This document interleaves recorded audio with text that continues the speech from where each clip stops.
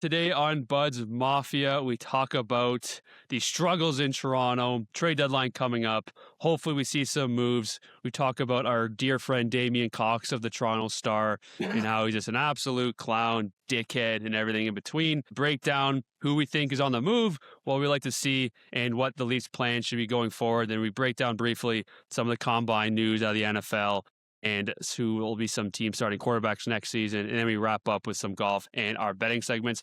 Comment, like, subscribe. Let's get into the episode. All right. Tavares coming out, sends it in a goal. They score! They score! Holy mackerel, they score! Morgan Rielly! Mo Rielly! The Leafs have won it! They're going to the second round! Gonna run for it, he got it! And there he goes! Inside the 10, the 5! Oh, the play of the year in the NFL!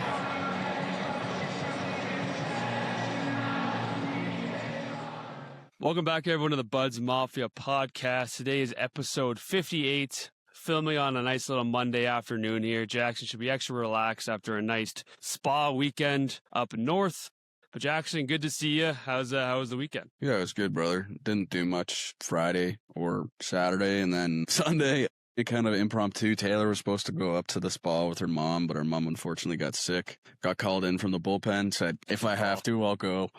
Let me tell you something. This is my draft. This spa, dude, Taylor and I have been a lot. It is amazing. It is so fun. You're not allowed to be on your phone. They literally have people go around. Like, the whole thing is you're supposed to be quiet. Like, you can whisper and talk to the person, but like, they have people who like obviously go around and stoke the fires and stuff around the spa. Yeah. And there was a couple yesterday who were like talking really loud. And to be honest, I said to Taylor, I was like, that girl's laugh is so annoying. I could punch myself in the head and it would be better.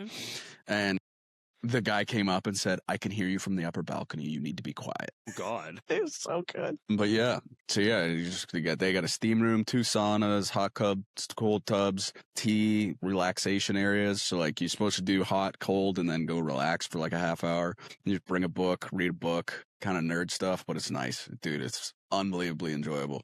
Like, and then Taylor and I went out for dinner in Blue Mountain. Like, for one night to get away, it was perfect. I love Blue Mountain. My family's been there a few times, like in the summertime. It's super nice in the summertime. Yeah, it is. How was your weekend? It was good. It was a shout out to my girlfriend. It was her 24th birthday on Friday. So Friday I went to dinner with her and her parents, went to the Keg. We always go to the Keg. I love the Keg. That was nice. And then Saturday, just me and her went out for dinner. There's an Italian place downtown Burlington. And then we went out and met with the squad of Chris and Owen, Aiden, and those guys. Went to the exactly Coop, who you want to be with. Went to the Dickens, and then went to the Poacher, and that's when the things just got blurry. And it was a long night. I will say my draft is, I don't know if you saw Chris's text over the weekend, but my split the G skills. I don't know if I'm sure most listeners know of splitting the G. When you get a Guinness, it's a certain amount you should have on your first sip, which basically like 3 gulps, and it's basically like exactly in line with the G on the Guinness glass. And it's a big thing. Chris is really into it, and he has his app where you can scan how it did, and it'll tell you kind of how yours ranked across the world. And he did mine, and mine was ranked 1 out of 107. I'm the best split the G in the world, 1 of 170,000. That's all you people need to know. But yeah, man, a lot to talk about in the NHL this week. We'll talk about the Combine as well. Some recent trade news today, maybe who the Bills might pick up, kind of where some faces will be. I'm hearing, Tua might get released, all this crap. So we'll get to that. But some news around the league. Joel Quenneville, 1,000 wins. That was crazy. He's just now second behind with Scotty Bowman, who has like 1,300 or something fucking crazy like that. Now this fucking Matthew Schaefer kid, he has 20 goals now. He passed Phil Housley for the most goals by an 18-year-old. He passed it when he got his 18th goal against Montreal, where he had 2 goals that game. Then last night against Florida, he had 2 more goals. So now he's at 20, and he's 4 away from breaking Brian Leach's rookie record. He should have been on Team Canada. He'll definitely be on the next Team Canada. Speaking of Team Canada, they were filming this in the afternoon on Monday. By the time this comes out, my 2030 Canadian Olympic roster video will be out. Go check that out. I do have Schaefer playing with Makar on that top pairing, so that would be kind of nice to have. Then trade deadline. Maybe we can go through some of these names who we think they will go, implications of some of them. From what I heard from Elliot Freeman and other guys is it could be a very dull trade deadline. And there's a lot of names out there, but a lot of these guys have trade protection. So yeah, I think the teams want to trade all these guys. I just don't think they can. So like, I think Kadri will probably be the biggest name that we'll see get moved. I think he's very open to it. I'm here in Colorado. Interesting fit. I think Elliot Friedman said on I forget what show it was, but they said every move Colorado makes is dependent on Cale Makar's contract in 2 years, where if we see Kaprizov makes 17 in 2 years, Cale Makar could make $19 million a year. Yeah. Realistically, is he willing to take a bit less and take maybe a $15-16 million deal at 7 years? Maybe, but I think every single move they make is going to be dependent on if they'll be okay for when that time comes. It'll cost a lot. I mean, Calgary's playing as a tough year right now, but he's still playing great. I think definitely a prospect and some picks. Blake Coleman also on Calgary.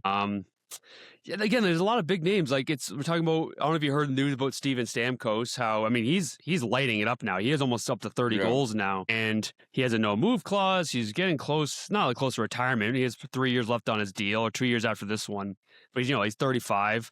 He just wants to live in Nashville with him and O'Reilly and some other guys and kind of go off into the sunset. But apparently, he said that he'd go to, I think it was back to Tampa, Minnesota, and I think there was another. I think maybe is Tampa, Minnesota, and it might have been Florida actually. So of course, it was one of those three teams. But then he said those reports were false. Again, I looked at all these names. I'm pretty sure almost every single one of them has like a no move clause besides like Bobby Elias Pettersson. Like I can see. I think the biggest name for that has been Carolina. I heard Detroit has been really aggressively trying to pursue Pettersson. I think that'd be a great move for them. You already have Larkin, your number one center. PD can maybe provide more about offense in that top six. Always been Carolina. They lacked maybe some superstars center. Obviously, I love Aho, but I think if you add PD in that mix, it's hard to look at his game play this year with how shit Vancouver's been. So I think PD wants to stay there too. I've talked to my brother immensely about this. He said if PD wants to stay, you keep him. Like it's this whole thing with Chicago. They traded everyone in Chicago is so bad. It's like, hey, well, we have all these prospects now. It's like, yeah, they have no one to play with. Yeah. They have no one to play with, right? So it's like Vancouver, you can't just trade everyone. You're already shit. You can't go any lower. So why?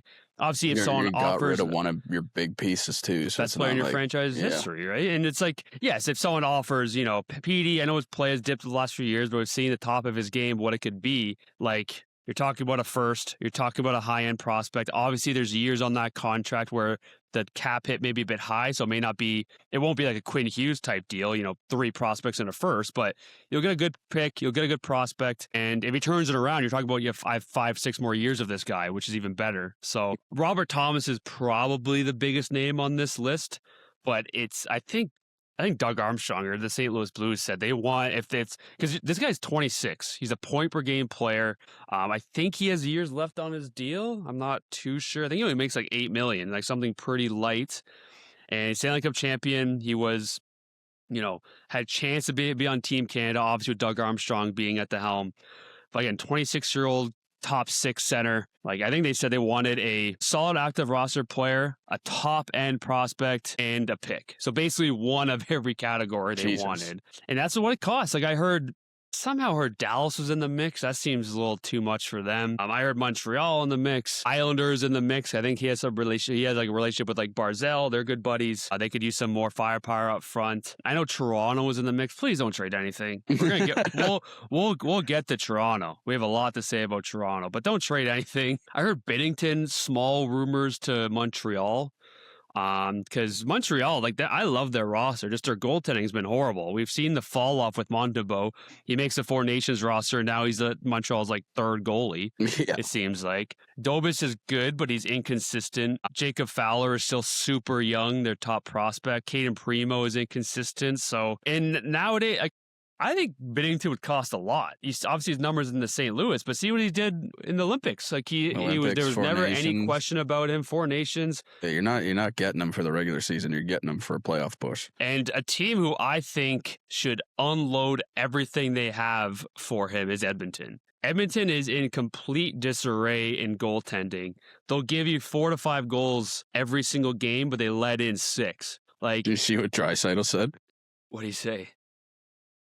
it's getting pretty disheartening to try and score 5 to 6 goals every single game. Yeah, no shit. And it's just like Edmonton's first game back against Anaheim, I think they lost 6-5. They pulled their goalie, or should I swapped goalies when the game was tied 5-5. That's how bad Jari was. And I think in the 12 games with Edmonton, Jari has an .863 save percentage. That's trash. And I will say, yes, goaltending is a big part of it. Their defense is also just horrible. Like on paper, yes, they have the guys there, but some of the breakdowns, kind of like Toronto, some of the breakdowns they have is just unwatchable.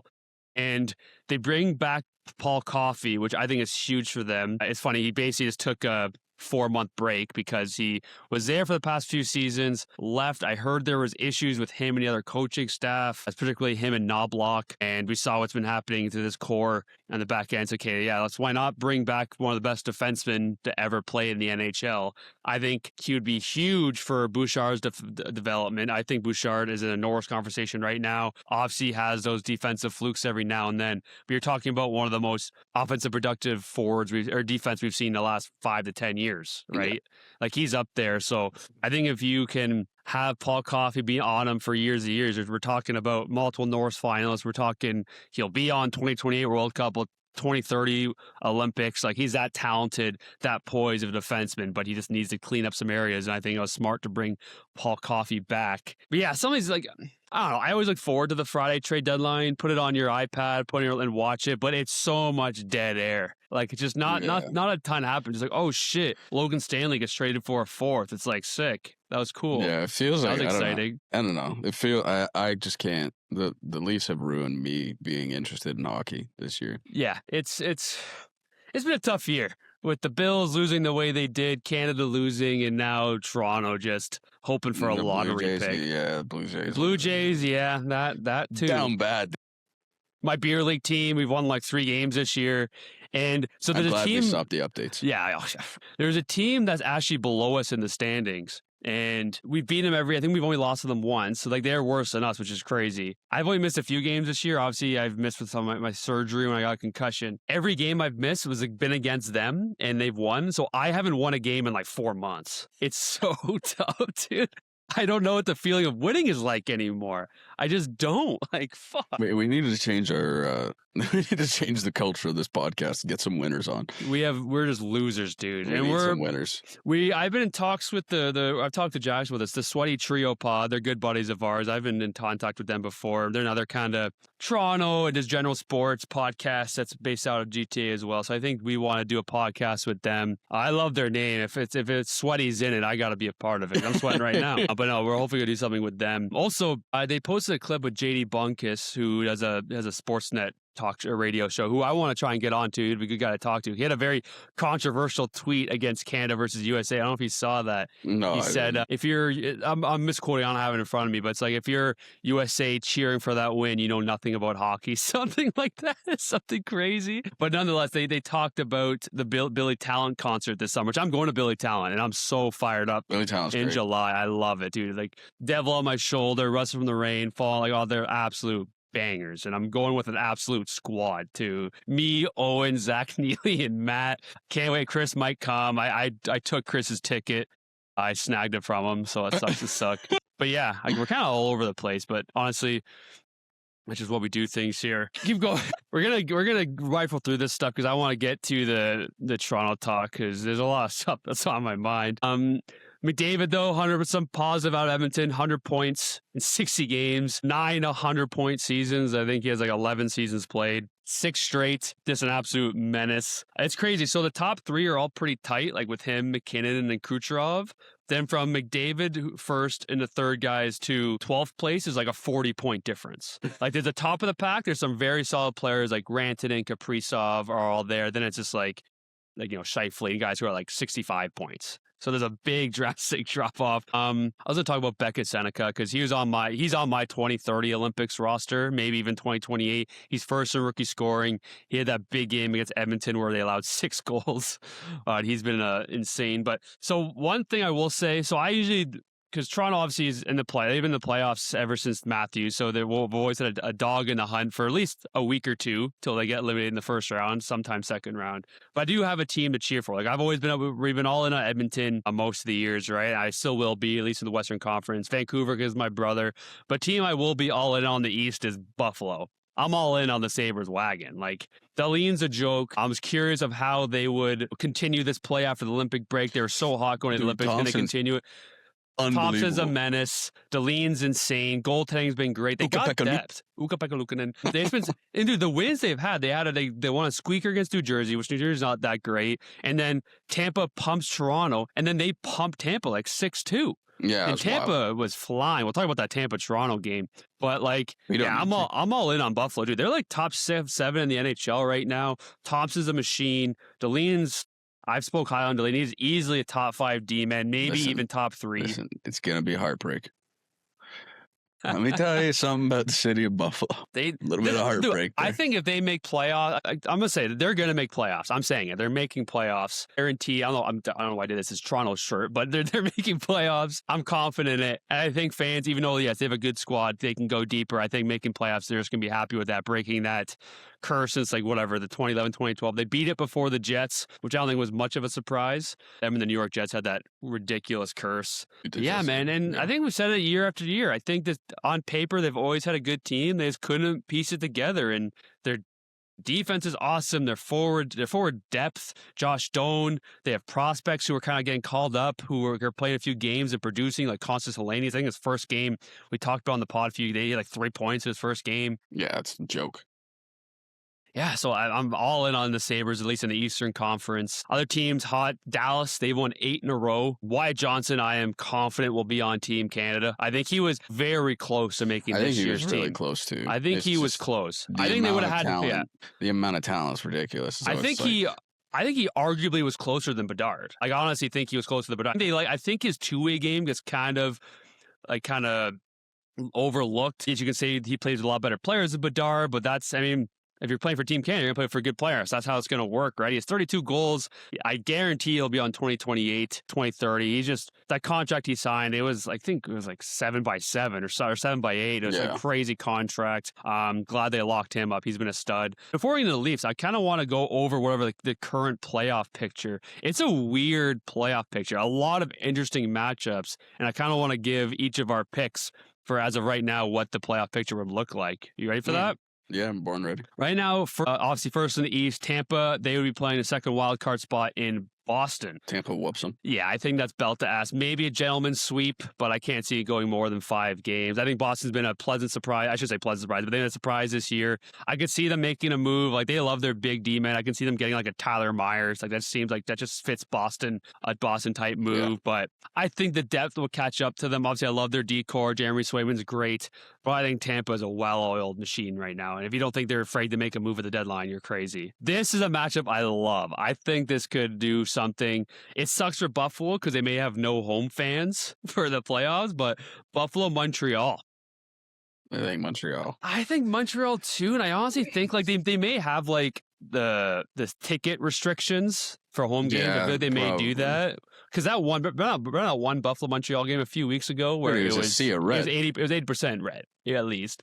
I like Buffalo. I'm iffy of Montreal's goaltending.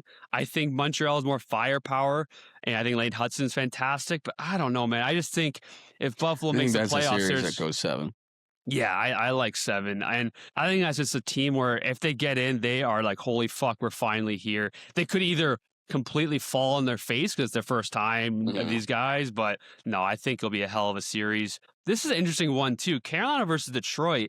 I mean, Carolina's a first-round machine. I don't think they ever go past 5 games in the first round, but I kind of like Detroit here. Like, Detroit's an interesting team. Carolina's got... What's the stat about Carolina? They get to the... Eastern Conference Finals every fucking year. Every year and lose. But they don't win a game. They don't win a game. They don't win. They get swept every time. I think Detroit, same thing as Buffalo. They haven't made the playoffs since like 2015, 16, so we're 10 years now, maybe more. I don't know. Carolina is, again, they're a first 2 round rebound machine. They don't really go past 5 or 6 games, but I do like Detroit in that situation. And if Detroit can finally make a big splash like they've been waiting to do, like a Pedersen or maybe even something else, I like Detroit there. Now, Pittsburgh, I don't know, this is a matchup I don't think anyone saw happening. No. Pittsburgh's interesting, dude. Before the Crosby injury, I said to myself, I think Pittsburgh can make it to the Eastern Conference Finals. And I think it's because of their matchup. Not that, hey, the Islanders are there for a reason. Schaefer's been phenomenal, like we just said. But they're exciting to watch, but Pittsburgh has just been so surprising. I think Pittsburgh wins that game. It probably will go like 6 games, right? But then their next matchup is maybe like a Carolina, Detroit, or if they don't face Tampa, Pittsburgh can go to the Eastern Conference Finals. Yeah. That's no doubt about it. And especially obviously losing Crosby for 4 weeks, which we didn't mention, that sucks. But I like that Pittsburgh team. I think they can make some moves. I think they have Dubas has been on a fucking tear right now with moves. I like Pittsburgh in that scenario. Hey, we were making fun of him a lot, but he's not looking half. He's better than Tree Living right now. I'll tell you that. 100%. Colorado, Seattle, Colorado in 3. Like, let's just say that. Like, they're gonna play fucking flip cup to decide who wins. There's no point. This next one's gross though. That one's like last. That's like last year's Colorado, Dallas. It's a toss-up. Yeah. Another team I'm kind of in on in the West. Besides that, like I love Minnesota. I want Minnesota to do well. That's tough though.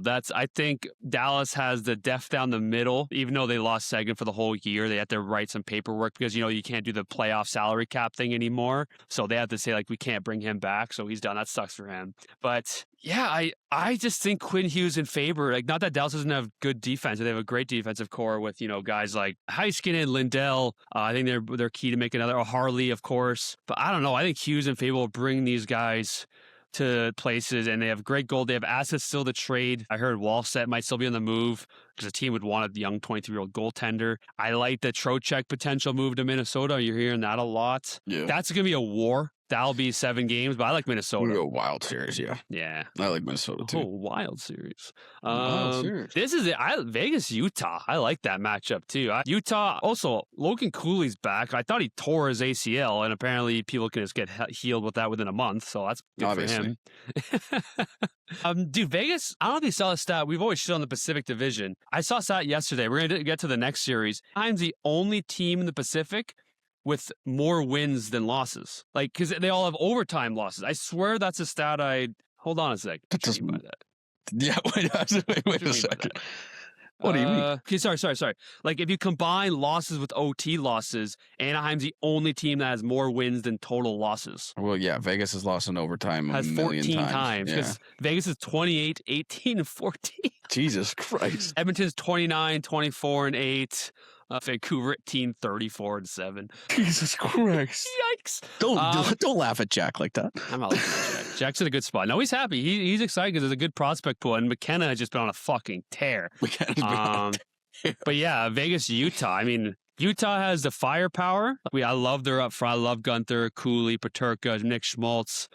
Their goaltending, Pavel Melka, I think is the most wins in the NHL. I just think experience in Vegas. I think it'll be tight though. I don't think it's like a 5 games. I think it could go the distance. Watch Mars have 12 points in the first round.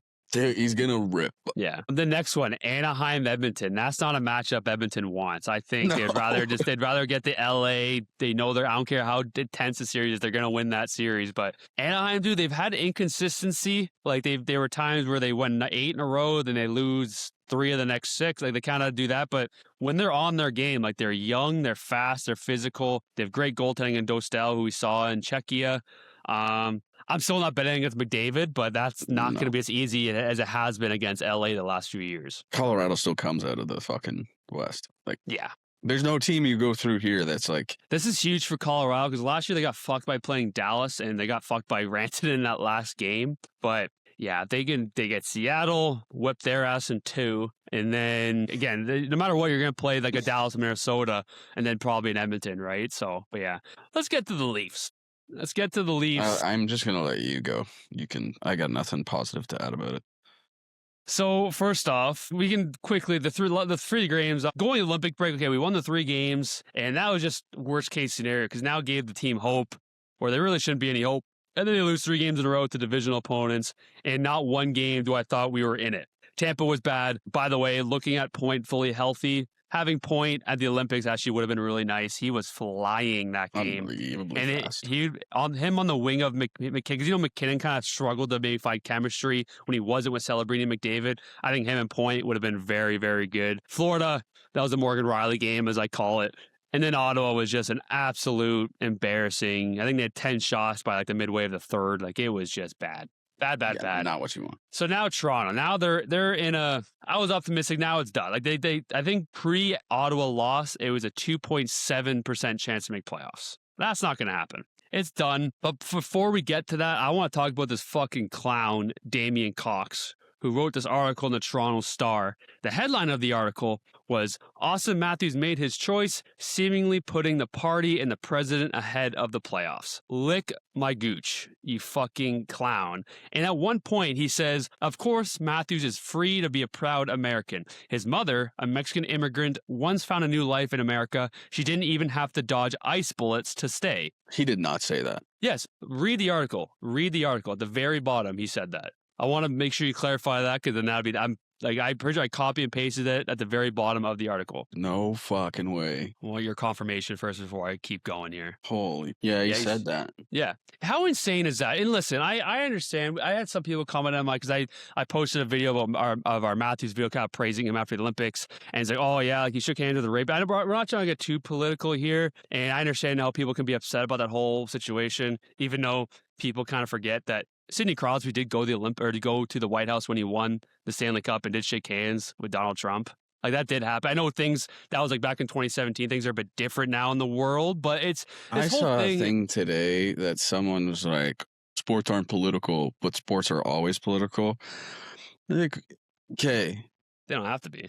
You don't have to. Yeah, no, that's insane that he said that line's have to crazy. dodge ice bullets to stay. It's crazy. And some of the stuff I did, the only things in there that I did like is how he talked about Matt Sundin, and Matt Sundin always praised Canada. He said he loved living in Canada and captain a Canadian market, which, hey, that's awesome. That's not Matthew's job to do so. I understand he's a captain of a massive Canadian market. He's a fucking person. I also think he says this guy wants to suck off Matt Sundin doesn't mean you should mention his fucking Mexican immigrant mother and say bring up ice. Like, you want to talk about making sports political? This guy's a fucking idiot. It's crazy. And dude, we are driving these guys out of town. And I was gonna get to kind of what the Leafs should be doing at the deadline, but this was disgusting. I hated seeing that. I mean, this guy. I mean, Matt what was his name? Good, huh?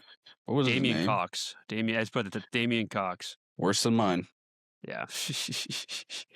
Yeah, man. It's kind of. So now, speaking of like kind of trade deadline and what the Leafs should do, like, so apparently this is per Elliot Friedman. The Leafs had no plan to trade Austin Matthews or William Nylander ahead of the trade deadline on Friday. Before the Olympic break, the Leafs reached out to Matthews. Representative essentially asked, if we take a step back, are we going to have a problem with that? And Austin's team told them no, they understand. However, after this really ugly week, they were already leaning toward being sellers, but now they're just not just looking at pending UFAs.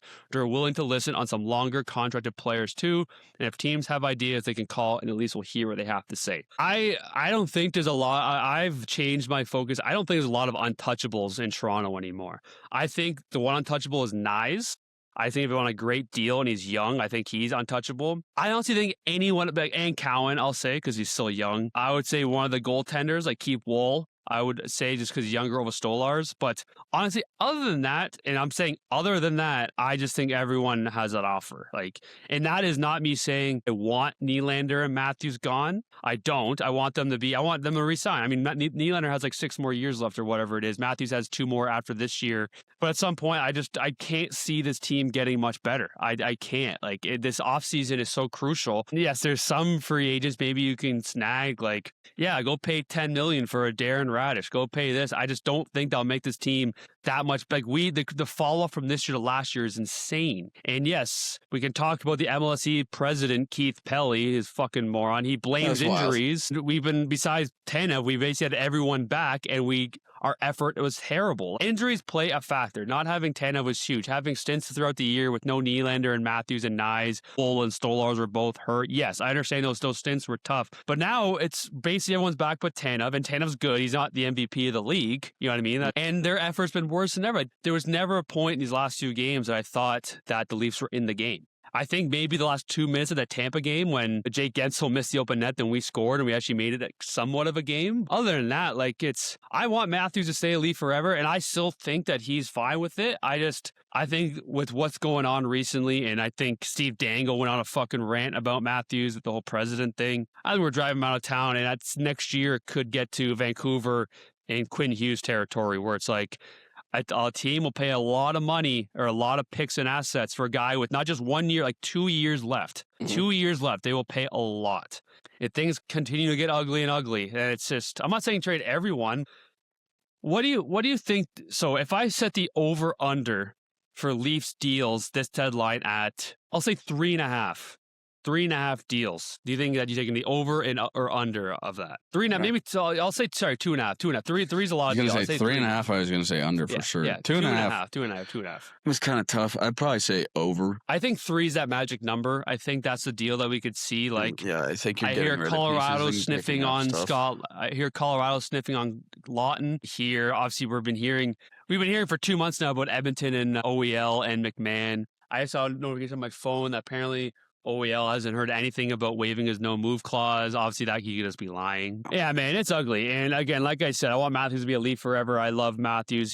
Say what you want. I mean, we've made the playoffs every single year. And yes, we haven't not a lot of wins to show for it, but it's a hard league. We are driving that fucker out of town right now with some of these articles. I'll tell you one person who is. Yeah, Damien that guy's Cox. a fucking idiot, dude. That was crazy. And I say Nyes, Cowan, and Wool are pretty much the only untouchables. I don't think you feel trade like them. Nylander. Yeah, I feel like Nylander goes before Matthews. You think so? That's here. And Chris Pronger said on Spin Chicklets, you don't build around wingers. I understand Nyes is a winger. I'm not saying you build around Nyes if you keep him, but he's a valuable asset to keep. Yeah. You build around centers and defensemen.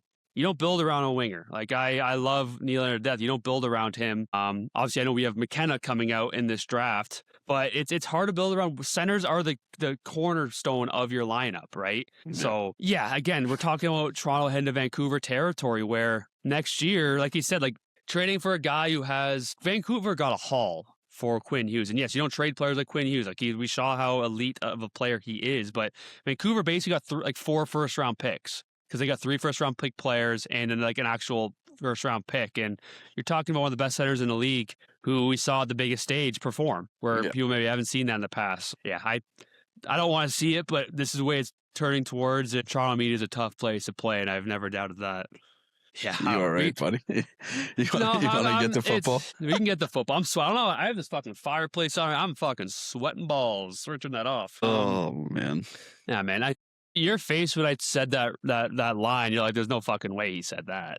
No, I didn't believe it. And then I looked up. I looked at a bunch of other articles this guy's written. This guy is no. Toronto Star has never been kind. An accredited journalist. Last thing before we get on, I feel terrible for this guy. He's had a terrible year. But he's still one of my favorite Leafs ever. Morgan Rielly, it's his. I don't know if he'll ever waive his clause because he has a no-move clause. Yeah. Apparently, per Darren Dreger, last year Rielly had a very emotional exit interview and not beg Toronto, but really try to convince him hey, I'll be back. I'm a great offseason. Apparently, he did have a great offseason, but this year has been terrible. Obviously, you can look at that as that fall he had against Florida where Pat just walked down the middle. I love him to death. I'll always rep Morgan Rielly. He's one of the best Leaf defensemen in history, but it's just time's done. I know it's tough because I don't know if a team will take on that contract. I think it's 4 or 5 more years at $7 million. You may have to add a piece onto that to get rid of it. I don't think it's in absolute horrendous territory, like a Jonathan Huberdeau type contract. Yeah. It's 6 more at $10 million, but it's not a great contract, and you may have to give a bit more just to get rid of the player, which sucks. But I'll always defend Morgan Rielly, but his tenure might be done in Toronto. We're not going to talk about the next year. Honestly, at this point, let's go get Gavin McKenna. How sick would that be? Yeah. How sick would that? If I snatched Gavin McKenna from my brother, that'd be a tough household. He'd be so pissed. He'd be unbelievably mad. Honestly, he said that of those top 3 guys, he'll take any of them. I don't I think was any gonna of say them. So. they're all really good. Yeah. Let's get to the NFL. I just saw, before we get to the NFL, actually, I saw a rumored package that was sent to the Blues, or the Blues asked for Robert Thomas. It was Matthew Nyes, Easton Cowan, and 2028 first. So I was just texting my brother just now. So the price isn't that crazy. Robert Thomas is a point-a-game star, first line, like 26-year-old center. I get that. That's not what the Leafs should be doing. No, don't do that. That's not what again, the price isn't that crazy. The price is No. not that crazy of an ask.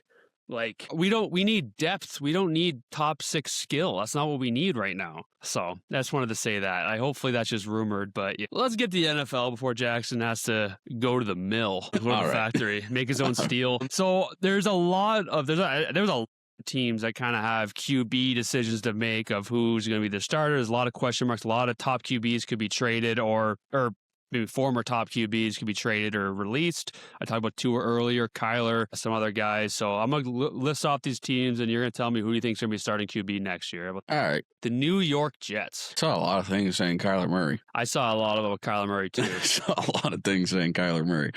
It was like a fucking, I don't know. Kyler Murray makes some sense, I guess. Yeah. I don't know if Arizona's going to release him or trade. I don't know what it would cost. Kind of be a trade. I don't know what it would cost either. But like, I don't know. You're kind of getting a starter version of Justin Fields and Kyler Murray. Like, what's Kyler Murray is definitely better than Justin Fields. We can confidently say that. Like, definitely better. That's All right, Arizona Cardinals, where Kyler Murray will be leaving. I'm seeing a lot of people saying fucking Tua. I don't know. That would be incredible. I don't know. I also saw some people saying bring in Kirk Cousins for a year. I don't know. Like, they have they have a decent roster, not the best roster, but you got Marv, you got Roman Wilson. I don't know. Tua wouldn't be horrible, but he wouldn't be great. Minnesota. Are they rocking? Are they riding with 9? Or I think I heard a lot of reports of Anthony Richardson going there. I think Kevin O'Connell likes him, maybe for some more QB competition. Yeah. But I think you gotta have to start with 9. I feel like. I guess so. I thought Richardson maybe made some sense for Arizona too. Yeah. Because he's got obviously an insane deep ball, and you have 2 pretty good deep threat wide receivers. I don't think it makes a ton of sense for Minnesota. He's not really super proven in this league, and given the fact that Minnesota has a number 1 wide receiver, you're taking a chance on Anthony Richardson or JJ McCarthy when your ex-quarterback literally just won the Super Bowl. Tough. Not a great spot. So yeah, I think it's JJ McCarthy. I say Cleveland Browns. I feel like you're going to have to ride with Shedeur. Well, it's probably going to be Deshaun. Yeah, I mean, Deshaun Watson hasn't played football in how long? 2 years. Yeah, 2 years. He's been on the massage table. Right like, I don't know. Yeah, I got a quarterback battle between an NFL veteran and an absolute rookie. So, yeah, I don't know. I feel like you probably start the year with Shedeur or Deshaun and then see where it goes. Yeah, I don't think you bring anyone in. I think it's just between those 2 guys. I don't think they're bringing anyone in. But yeah. Miami. Do you think they rock with Quinn Ewers week 1? No. I also saw Kyler in Miami as well. Oh, my God. Complete carousel. I don't know. I like Malik Willis to dump Miami. Malik Willis makes a lot of sense for a lot of these teams. Like, Malik Willis to the Jets makes sense. I can see him going to any of those teams above. Besides maybe Cleveland. I don't think he would sign besides Cleveland and Minnesota. Yeah. I'd say no Jets, way Cardinals, Miami. The Bay's giving Malik Willis to Minnesota. Yeah, and apparently he might be worth like $30 million. Yeah, that's ridiculous. Trust me, the games he played, he balled, but he played well. But there's a lot of difference between playing 4 to 5 games a year and playing 16, 18, 17. So All right, Pittsburgh. Is A-Rod come back? If he doesn't, I feel like they're gonna try Will Howard. Yeah, I feel like there's trust in Howard there. Well, if he loves Will Howard, I can't say it the way he says it. Have you seen the Will Howard? Yeah, he's got a little bit of Howard. Hang on, so fucking Will Howard. All right. And obviously the last one, I just want to end with that one: Las Vegas Raiders. Yeah, well, it's Fernando. No. All right. So a few things. Obviously, the Combine was this week. I don't know if you saw all the news. The only thing I saw was the AI picture of Reuben Bain Jr. with Tyrannosaurus Rex arms. Brutal. I called him Little Arms McGee. Dude, his stock dropped significantly. People had him penciled in, maybe even going to the Jets, and he fell down to like 7 or 8 now. Those are huge. Oh, yeah. Huge. Well, I mean, look at Will Campbell. Will Campbell, before he got hurt, was actually playing really well, but he's battling an injury. But like, Little Arms, man, I think he And he was like pretty like well below the average for his position. It wasn't like a little, like it was well below the average. Yeah. That top 10 is loaded with Miami and Ohio State. Ohio State has Sonny, Sonny Nichols? Oh, the running back? Oh, the guy he's projected like number 2 overall, Sonny Styles. I'm completely dropping the ball here. But like there's Arvell Reese, Caleb Downs. There's a ton of Ohio State. And then obviously Miami has Carnell Tate. Let's see. What if a mock draft? Dude, yeah. Miami, Georgia, and Ohio State basically run the first round. Yeah. Well, I see David Bailey, the linebacker from Texas Tech, going pretty high too. Let's see here. Geez, Carnell Tate to Cleveland. I like that for Cleveland. Sonny Styles, a linebacker of Ohio. I see him going pretty high too. But yeah, I mean, I see a lot of mock drafts this week, and I saw like Carnell Tate or even Jeremiah Love going to Kansas City, and that seems scary. I think Mahomes. Jeremiah Love's not as scary. Jeremiah Love's a good running back, but I'd be more scared of Carnell Tate going to Kansas City. Yeah. Well, he's not gonna have anyone to throw to him for the first 4 weeks of the season. So.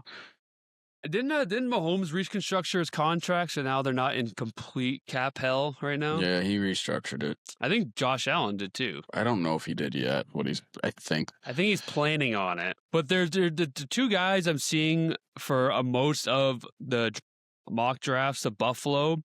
I'm seeing the Notre Dame receiver, Malachi Fields, and I'm seeing Denzel Boston, the junior wide receiver out of Washington. From what I've seen and from the reports I've saw and maybe people's analysis, and I was actually talking to Ben over the weekend because he's a Buffalo fan as well, and he just says he sees another Keon Coleman. Kind of a mid-size, he's 6'4", 210. Yeah. Their speed's not there. They ran like a 4.5, 4.6 as a receiver. Separation issues, be like, 50-50 ball, maybe that's their top game, but no real dynamic receivers potential going to the Bills, which is kind of what the Bills need. They don't need another slow 50-50 ball guy or potential 50-50 ball. They need a fucking dynamic separator with speed who Josh Allen can fucking fling the ball to 60 yards. Here's a great article. Joe Brady prepares for his first free agency at the Buffalo Bills. His biggest financial roadblock, Josh Allen's quarterback, $330 million deal. How does the team taste top-tier talent?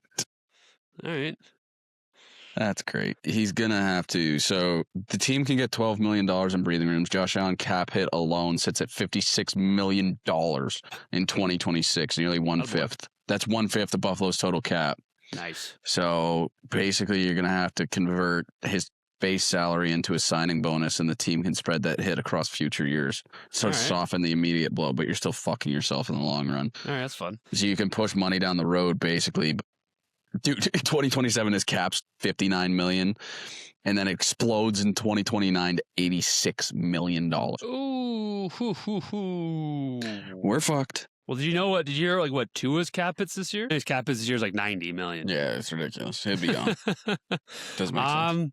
Yeah, last few things. Big trade, somewhat, I guess not a big trade, but trade today. David Montgomery to the Texans. That seemed inevitable. He's a second running back. Or running back 2 makes a lot of money. I think he made like $10 million. So that's kind of a move they had to make. They traded him to the Texans, which I thought was interesting for the Texans. I think O-line should be the biggest issue. Uncertainty with Joe Mixon, and then Nick Chubb's not coming back, and what's his name, Agumbawale. Well, what was their guy? The Meeks? Woody Marks. Woody Marks. I thought he actually looked pretty solid, but Montgomery could be solid. Montgomery's a good veteran to have in there. For a 4th rounder, 7th rounder, and an offensive lineman. I don't know if you really want to be using Houston Texans offensive lineman, so maybe just a depth guy. I don't know if you want to be using him. The last thing, it looks like Max Crosby could be gone. This week I'm hearing a lot more rumors. I do hear the Bills. I do hear the Bears. The Bears' money issue, same through the Bills, would be very complicated. Eagles, Bengals, I'm curious where he wants to go. Where can you see? What do you think, the most likely destination for Max Crosby is? Do you think the Bills is honestly, realistic? Money-wise, no. Yeah. He makes like $40 million. And it would be like a Micah Parsons type trade, talking about 2 firsts. It would be a lot, yeah. You'd be sending a lot. I saw a mock where it was 2027, 2028 first and Ed Oliver. That's a mock. Yeah, let's trade everything. I don't know. Eagles make sense. An NFC, they're not going within the conference or within the division. and it'd have to be Cowboys, maybe? decently. Yeah, maybe Cowboys, maybe, but that's a lot of money still. They have some bookkeepings they got to do. They franchise tag Pickens. I do think Cowboys can be good next year, but they have some money issues they got to. Yeah, I hear that a lot because they have a lot of assets and a lot of money. But they still have Drake May on that rookie deal, so that definitely makes a lot of sense. And you got a lot of guys who you can get rid of too, like Caleb Chason. Yeah. He's good, but obviously they're gonna pay Gonzalez soon, where his cap hit will kind of skyrocket. But sorry, that's the one I did hear from. I think Diana Rossini was on part of my take, and I see like Patriots are top of that list. So that sucks, but we'll see. Yeah. Anything else before we kind of wrap up with some golf and our betting segments here? No, I'm good. Yeah, it took that Leafs talk took me out of it. Yeah, that was took me aggressive. Out of it too. I didn't watch much of the Cognizant Classic. It was kind of away, but I saw the last few holes. I saw the bear trap completely swallow up Shane Lowry. Everyone but Shane Lowry. And it's good to see Brooks Koepka back. I know he's been back, but he's top 10 finish. I think he had a great Sunday. Yeah. I don't even know who won. I totally forgot the guy's name. Pretty sure it was Nico Echevarria. He's like a Venezuelan guy, Colombian guy. Yeah, Nico Echevarria. Dude, you know how close I was so close to taking him this week too. Really? Yeah. Yeah, you beat me. We both our young guys got cut. Neil Shipley. Shipley was wild. I mean, he did okay. But yeah, he did. All right, I go first. No, I go first. Oh, no, you do go first. Because Keith, I had Berger and who's my other one? Ryan Gerard. Ryan Gerard. They're okay, but yeah, you had Joel Damon who finished top 10 as well. So I'm gonna take a. There's some big names in this one. Arnold. Ludwig. Ooh, all right. That's a good one. Let's see. Who do you go? This list is crazy. I don't know if I picked him yet. You say it and I'll tell you. No, I have the list here too. I'm gonna pick Jake Knapp. I love his swing. Just makes me just want to go out and play golf. His swing's a joke. I got Jason Day. I think I picked Jason Day already. I like Jason Day though. No, I'm gonna pick somewhat of a bigger name, maybe not a huge name, but a guy who won a major last year. Give me JJ Spawn. I like it. This is like early for him to be picked, you know? You gotta wait for the players. You think it's early? Yeah. I was gonna pick him with the players. He came so close last year. He played really well at that golf course. I will take God damn it. I don't know who to take. Yeah, my last one. I'll take Harry Hall. That was the guy I was actually looking at. I was looking at Harry Hall. Dude, he sporadically plays unbelievable on tour. On tour? On tier. My last one, you picked him last week, played great. I'm actually gonna pick Joel Damon. We'll see. He kind of has inconsistency. He has inconsistency issues. This is one of the tournaments where he'll get cut. Yeah. No. All right. So what's the teams here you got? You're 4-1. You're bending over right now. Ludwig, Jason Day, Harry Hall. You got Jake Knapp, JJ Spawn, and Joel Damon for the Arnold Palmer Invitational. I love Bay Hill. It's a great and course. My question for you, golf-wise, this week: if we played at Augusta National, do you think you'd break 120 from like the pros, like the tips? No, like from the whites. Our work whites. Nah, those greens are fucked. You think you're getting around an amen corner? Yeah, I just think. I mean, there's some courses that like some holes. Like I can't remember. I think it's hole 5, the downhill dogleg left par 5. Is that hole 5 or is that hole 2? But you know what hole I'm talking about, right? Yeah. Like that's my slice all day. Like I'm aiming right and I'm letting it fly. But I don't think I'm breaking. What do we think? You think we're breaking 140? I think it would be no. I think it would be close. I think it'd be close. I think close because you said the whites, right? So I think from the whites it would be close. I think from the whites I have a chance. It's just around the greens. I think you do for sure. You do. But yeah, I mean I'm a 14, 15 handicap. I will see from the whites. I'm playing good simulator golf recently. Aiming core is a different beast. Good question though. Wrapping up lock of the week. I did have Kucherov 2 points at Lightning money line, so that hit. Dude, mine hit too. What's yours? I didn't write yours down. What was it? I had mine. It was. But yeah, I like I told you, it was around the big break. Kucherov had some rest. Kucherov 2 points, Lightning money line. That was just easy cash. Easy cash. I had 2 bets against the Leafs that night and it hit. Oh, yeah. It was Domi over 1.5, Nyes over 1.5, Brandon Hagel, 2 shots on goal. Oh, there you go.